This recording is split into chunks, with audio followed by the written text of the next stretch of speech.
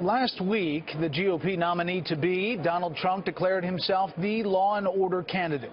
Experts saying Trump is trying to stake out ground in the dangerous political waters of violence perpetrated against the very people in charge of our safety. Chief Washington correspondent James Rosen is here in Cleveland with that part of the story.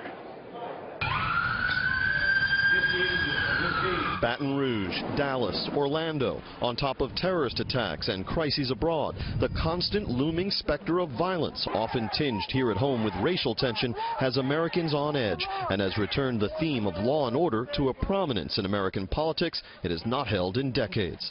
Donald Trump was first to respond to the Baton Rouge attack on police, posting on Facebook how many law enforcement and people have to die because of a lack of leadership in our country. We demand law and order. I am the law and order candidate.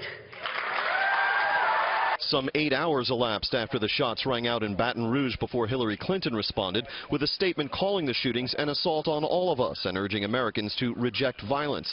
That followed 2 other emails issued after the shootings in which her campaign promoted an upcoming appearance in Las Vegas and mocked the GOP convention lineup. We do need to support our police departments that are trying to get it right and honor the men and women who protect us every day. While Clinton has more heavily emphasized police brutality against African Americans. Yes, they do. And taking on the systemic racism that plagues our country. Trump has not entirely ceded that rhetorical ground. Not only am I the law and order candidate, but I'm also the candidate of compassion.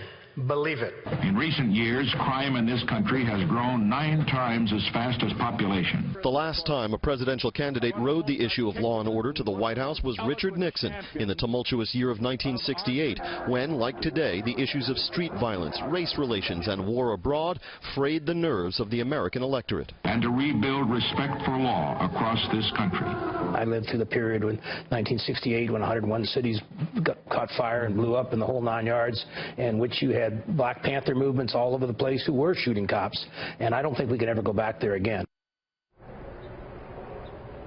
2 recent polls by NBC News and ABC News give Hillary Clinton a huge lead over Donald Trump when it comes to who would better handle race relations. But both organizations find more than 2/3 of Americans right now seeing our country headed down the wrong track. And among those who feel that way in the ABC poll, Donald Trump enjoys a 25-point advantage. Brett? James Rosen here in Cleveland. James, thank you.